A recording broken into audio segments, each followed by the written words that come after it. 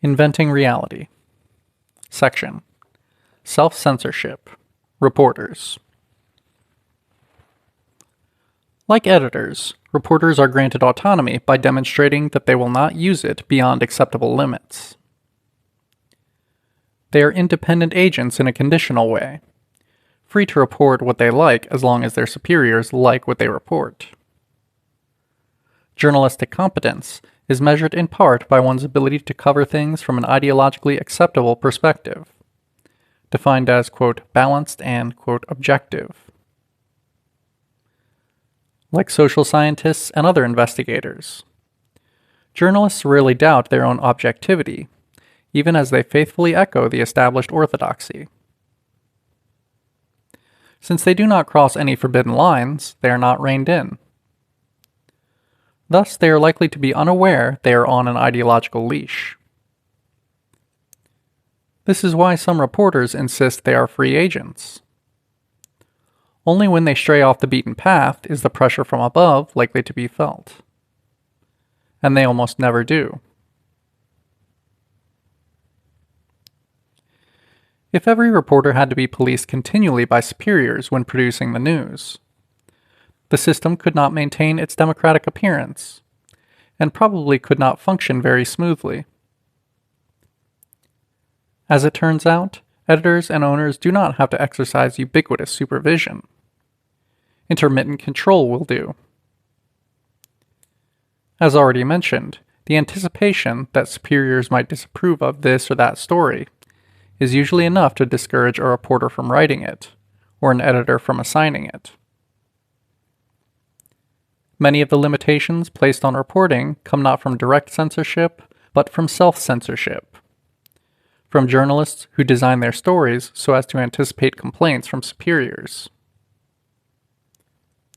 This anticipatory avoidance makes direct intervention from above a less frequent necessity, and leaves the journalist with a greater feeling of autonomy than might be justified by the actual power relationship.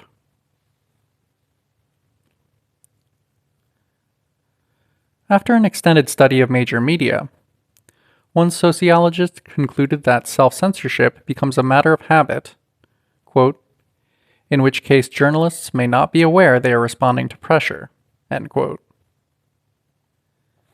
Gans mentions one reporter who considered arguing with an editor for deleting an uncomplimentary fact about the CIA, but since, quote, too much disagreement with superiors types people as cranks, she decided to save her scarce political capital for an issue about which she felt more strongly. End quote.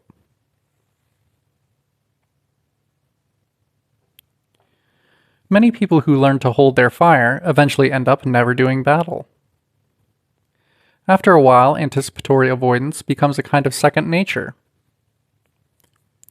Former FCC chairperson Nicholas Johnson describes this process of self-censorship. Beginning of long quote. A reporter first comes up with an investigative story idea, writes it up and submits it to the editor, and is told the story is not going to run.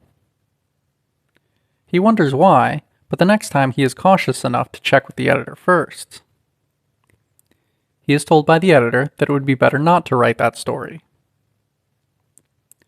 The third time, he thinks of an investigative story idea, but doesn't bother the editor with it because he knows it's silly. The fourth time, he doesn't even think of the idea anymore.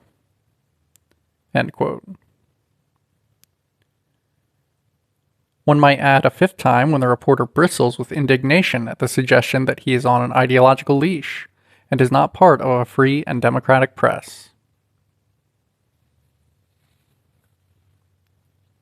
Many reporters insist they owe their souls to no one. This despite the fact that they frequently wonder aloud to each other how the boss is taking things. They talk of good stories spiked or rewritten by politically motivated editors. They know of potentially combustible events that go unreported, and of editors who decide to favor officialdom's version of events, while ignoring abundant information to the contrary. They can recall instructions from above on how not to antagonize big advertisers and other powerful interests. They can name journalists who have been let go or banished to some obscure section of the paper.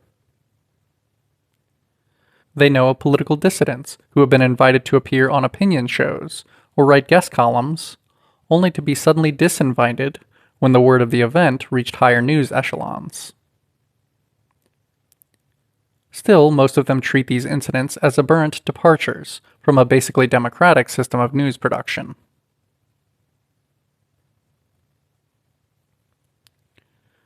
Journalists will treat their self-censorship as a matter of being, quote, realistic, or, quote, pragmatic, or, quote, playing by the rules.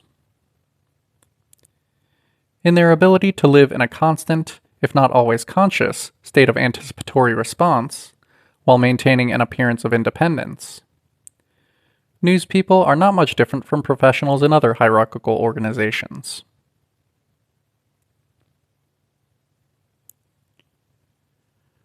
Journalists are subjected to on-the-job ideological conditioning conducted informally through hints and casual inferences that masquerade as, quote, professional advice. Thus, they might be admonished not to get too, quote, emotionally involved, and not to lose their, quote, objectivity, when they are producing copy that is disturbing to persons of wealth and power.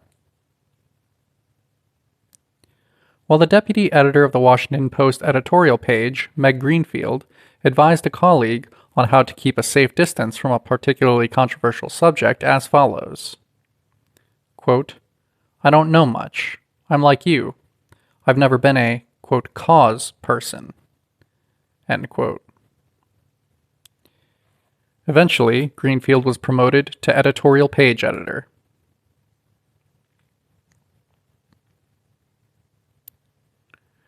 Veteran news people, quote, have remarkably finely tuned antennae for finding out the limits, end quote, to which they can go, remarked one former reporter. Some even admit there are invisible restraints. ABC correspondent Stam Donaldson says, quote, there is a line when you're questioning public officials, particularly in public, beyond which you don't go. I can't define that line, and I have never purposely gone over it, although once in a while I come close. End quote. And end of section.